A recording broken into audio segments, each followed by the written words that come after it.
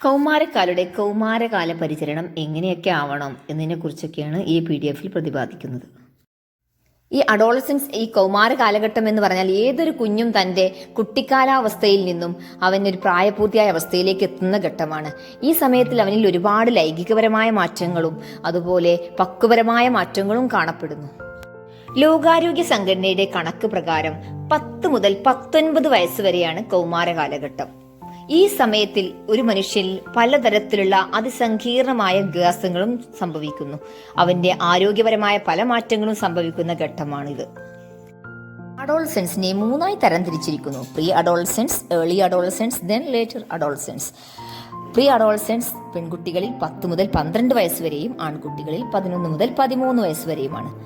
Then early adolescence പെൺകുട്ടികളിൽ 12 മുതൽ 16 വയസ്സ് വരെയും ആൺകുട്ടികളിൽ 13 മുതൽ 17 വയസ്സ് വരെയുമാണ്. ദെൻ ലേറ്റർ അഡോളസൻസ് പെൺകുട്ടികളിൽ 16 മുതൽ 21 വയസ്സ് വരെയും ആൺകുട്ടികളിൽ 17 മുതൽ 21 വയസ്സ് വരെയുമാണ്. ഏർലി അഡോളസൻസ് ഏജ് 10 മുതൽ 13 വയസ്സ് വരെയുള്ള കാലഘട്ടമാണ്. ഈ പ്രായത്തിന്റെ പ്രത്യേകത, ഇവരിൽ വളർച്ച വളരെ പെട്ടെന്നായിരിക്കും. അവരിലെ ശാരീരികമായ മാറ്റങ്ങൾ കണ്ടൊരു പക്ഷേ അവർക്ക് തന്നെ പേടി തോന്നിയേക്കാം, അത് കണ്ടെങ്കിൽ അവർക്ക് ജിജ്ഞാസ തോന്നിയേക്കാം. എന്താണ് തനിക്ക് സംഭവിക്കുന്നതെന്ന് അവർക്ക് തന്നെ മനസ്സിലാക്കാൻ പറ്റാത്തൊരു ഘട്ടമാണ്. അതിനാൽ മുതിർന്നവർ ഓരോ പ്രായത്തിന് വരുന്ന മാറ്റങ്ങളെക്കുറിച്ചും അവർക്ക് പറഞ്ഞു കൊടുക്കൽ അത്യാവശ്യമാണ്. പിന്നെ അവരുടെ ചിന്ത എന്ന് പറയുന്നത് വളരെ ലളിതമായ ചിന്തയായിരിക്കും. പിന്നെ കാര്യങ്ങളെ കൃത്യമായി ഗ്രഹിക്കാൻ പറ്റുന്ന ഒരു പ്രായം കൂടിയാണിത്. ഈ പ്രായത്തിൽ കുട്ടികൾക്ക് കൂടുതൽ സ്വകാര്യത ആവശ്യമുള്ള ഘട്ടമാണ്. മുതിർന്നവർ വ്യക്തമായ കാര്യങ്ങൾ പറഞ്ഞു കൊടുക്കേണ്ടത് അത്യാവശ്യമാണ്. മധ്യകൗമാരം തുടങ്ങുന്നത് 14 മുതൽ 17 വയസ്സ് വരെയുള്ള കാലയളവിലാണ്. ഈ സമയത്തിൽ മക്കളിൽ പ്രായപൂർത്തിയുമായി ബന്ധപ്പെട്ട എല്ലാ ഫിസിക്കൽ ചേഞ്ചസും കാണപ്പെടുന്നു. പിന്നെ ഈ പ്രായത്തിന്റെ ഏറ്റവും വലിയൊരു പ്രത്യേകത എന്ന് പറയുന്നത് ഓപ്പോസിറ്റ് സെക്സിനോട് നമുക്കൊരു അട്രാക്ഷൻ തോന്നാം എന്നുള്ളതാണ്. പിന്നെ ഇവരിൽ ഈ പ്രായത്തിലാണ് മക്കൾ അധികവും മാതാപിതാക്കളുമായിട്ട് വഴക്കിടുന്നതും മാതാപിതാക്കളുടെ കുറ്റങ്ങളും കുറവുകളൊക്കെ കണ്ടെത്തുകയൊക്കെ ചെയ്യുന്നത്. പിന്നെ ഈ ഒരു ഘട്ടം എന്ന് പറഞ്ഞാൽ ഇവരുടെ തലച്ചോറൊക്കെ എല്ലാ വിധത്തിലും വികാസം പ്രാപിച്ച തലച്ചോറാണ്. പിന്നെ എന്ത് ചെയ്യും എന്നിരുന്നാലും ഒരു മുതിർന്ന ഒരു ആള് ചിന്തിക്കുന്നതിന്റെ അതേപോലെ ആയിരിക്കില്ല ഒരു കൗമാരക്കാരനായ കുട്ടി ചിന്തിക്കുന്നത്.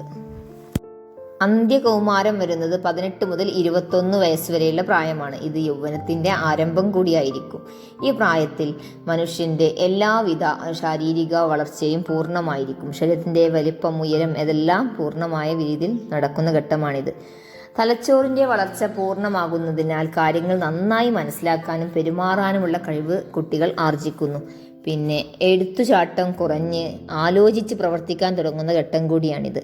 പിന്നെ നേട്ടങ്ങളെക്കുറിച്ചും കോട്ടങ്ങളെക്കുറിച്ചും എല്ലാം ചിന്തിക്കാനുള്ള പക്വത ഈ പ്രായത്തിൽ നേടുന്നു. കൗമാര കാലഘട്ടത്തിൽ എത്തുന്നതോടുകൂടി ഏതൊരു കുട്ടിയിലും ഒരുപാട് മാറ്റങ്ങൾ കാണാൻ നമുക്ക് സാധിക്കും. അവർ അതുവരെ കണ്ടതിൽ നിന്ന് വ്യത്യസ്തമായിട്ട് സാമൂഹിക ജീവിതത്തിൽ നിന്നൊക്കെ ഒരു പിന്മാറ്റം അവർ ആഗ്രഹിക്കും.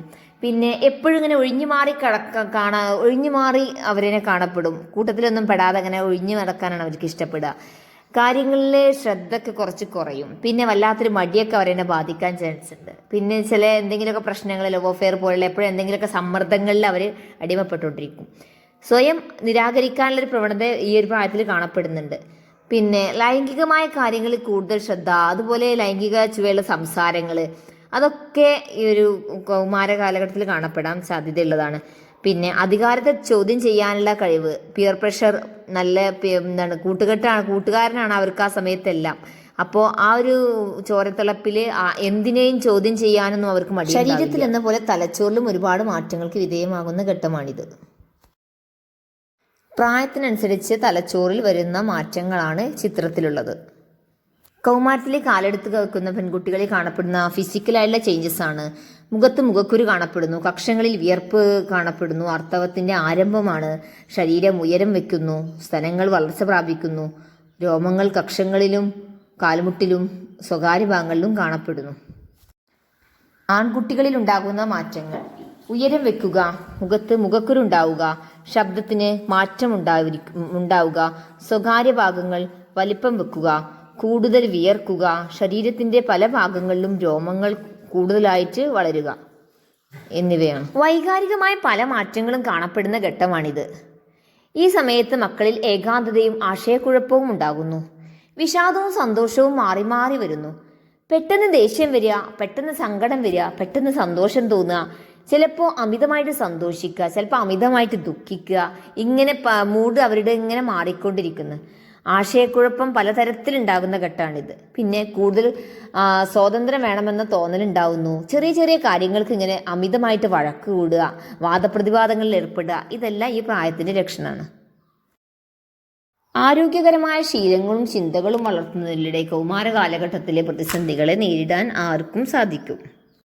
നല്ല കായികക്ഷമത കൈവരിക്കാൻ നമുക്ക് ചെയ്യാവുന്നതാണ് സ്ഥിരമായിട്ട് വ്യായാമം ചെയ്യുക, നല്ല ആരോഗ്യകരമായ ഭക്ഷണങ്ങൾ കഴിക്കുക, നല്ല ശീലങ്ങൾ ജീവിതത്തിൻ്റെ ഭാഗമാക്കി മാറ്റുക, പുകവലി മദ്യപാനം പോലെയുള്ളതൊന്നും ചെയ്യാണ്ടിരിക്കുക, അവോയ്ഡ് ഡ്രഗ്സ് ആൻഡ് സബ്സ്റ്റൻസസ്, ലഹരി പോലത്തെ വസ്തുക്കളൊക്കെ ഉപേക്ഷിക്കുക, എക്സസൈസ് ഫ്രീ ടൈം കിട്ടുന്ന നല്ല രീതിയിൽ കാര്യങ്ങൾക്ക് വേണ്ടി ഉപയോഗപ്പെടുത്തുക, ശരീരം എപ്പോഴും ശുദ്ധിയായി സൂക്ഷിക്കുക, നല്ല നല്ല സ്കില്ലുകൾ ജീവിതത്തിൻ്റെ ഭാഗമാക്കി മാറ്റുക, നല്ല നല്ല ഹോബീസ് ജീവിതത്തിൽ കൊണ്ടുവരിക, ഒരുപാട് യാത്ര ചെയ്യുക.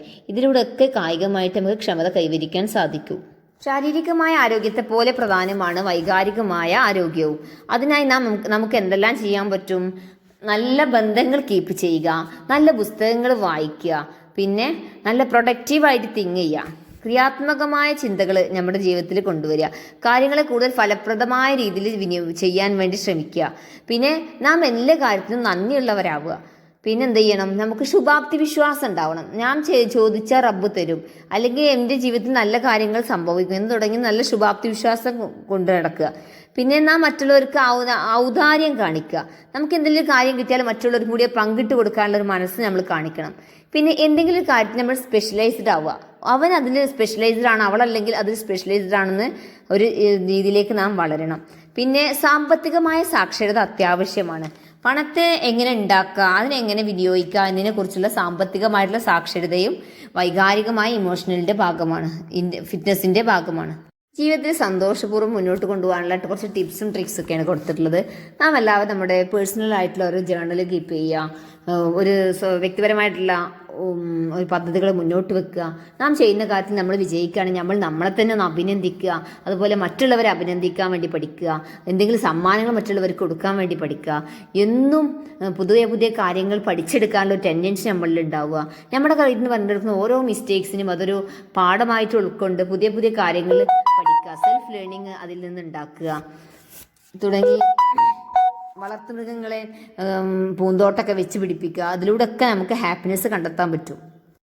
കുറഞ്ഞ സമയത്തിനുള്ളിൽ കൂടുതൽ കാര്യങ്ങൾ എങ്ങനെ ചെയ്യാം എന്നുള്ളതാണ് പ്രൊഡക്ടിവിറ്റി കൊണ്ട് ഉദ്ദേശിക്കുന്നത്. അതിന് വേണ്ടിയിട്ടുള്ള ട്രിക്സാണ്. ചെയ്യേണ്ട കാര്യങ്ങൾക്ക് വേണ്ടിയിട്ട് ഒരു ലിസ്റ്റ് തയ്യാറാക്കുക. പിന്നീട് എന്ത് ചെയ്യുക? ഏതിനാണ് ഇമ്പോർട്ടൻസ്, ആ ഇമ്പോർട്ടൻസിന് അതിനനുസരിച്ച് അതിനെ തരംതിരിക്കുക. ഏറ്റവും കൂടുതൽ ഇമ്പോർട്ടൻസ് ഉള്ളത്, കുറഞ്ഞ ഇമ്പോർട്ടൻസ് ഉള്ളത്, ഇങ്ങനെ തരംതിരിക്കുക. പിന്നെ ഒരു കാര്യത്തിൽ കണ്ടിന്യൂസ് ആയിട്ട് കോൺസെൻട്രേറ്റ് ചെയ്യാണ്ട് ഒരു സംഭവത്തിൻ്റെ ഇടയിൽ കൂടെ ഇടവേളകളായിട്ട് മറ്റു ചില വർക്കുകളൊക്കെ ചെയ്ത് തീർക്കുക.